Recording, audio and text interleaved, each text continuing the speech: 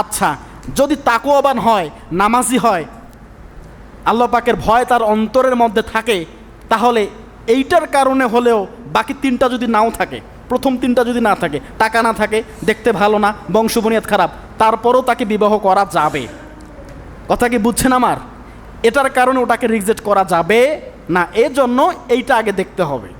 সম্মানিত হাজিরিন, রসুলের আদর্শগুলো, সুন্নাহগুলো কত চমৎকার।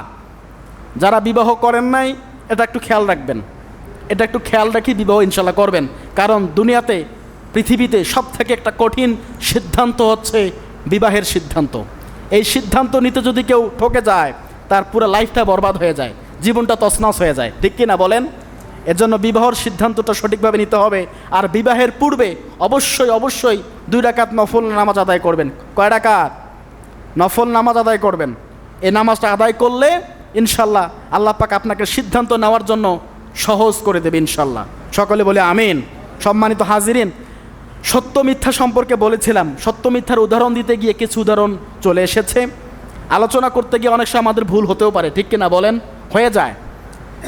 ওই যে মরুভূমির মধ্যে উট হারানোর মতো অবস্থা, উট হারিয়ে গেছে, এক বান্দার উট হারিয়ে গেছে। এই উটকে আর খুঁজে পাচ্ছে না, উট খুঁজতে খুঁজতে সে হয়রান হয়ে গেছে, পেরেশানি হয়ে গেছে, গরিব মানুষ, একটা সম্বল তার। উট যখন খুঁজে পেয়েছে, ফিরে পেয়েছে, খুশিতে বলে, আল্লাহ তুমি আমার গোলাম, আমি তোমার মালিক। ব্যাপারটা এরকম হয়ে গেছে না? হয়ে যায় ভাই, অনেক সময় হয়ে যায়। তবে আমি যেটা ঘটনা জানি এটা এরকমই, আরেকবার দেখবো ইনশাল্লাহ, কোনো সমস্যা নেই।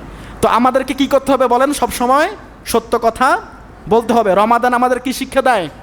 এই যে বাকি 11টা মাস আমরা ইনশাল্লাহ বলি সত্য কথা বলবো, বলি ইনশাল্লাহ। কি বলবো? সত্য কথা বলবো, কারণ সত্য মানুষকে মুক্তি দেয় আর মিথ্যা ধ্বংস করে। আল্লাহ পাক আমাদের সকলকেই সত্য কথা বলা তৌফিক এনায়েত করুক। সকলে বলে আমিন।